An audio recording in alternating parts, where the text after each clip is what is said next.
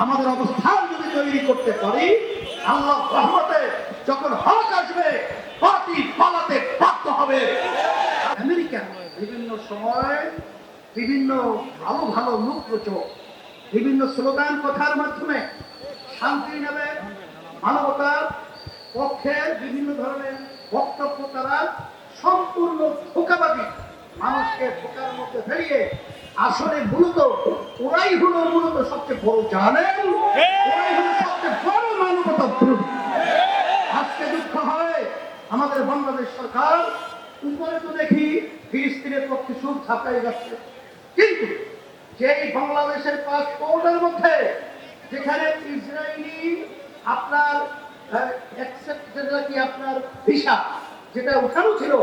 বর্তমান সরকার, সেই আবার আমাদের পাসপোর্টের ভিতরে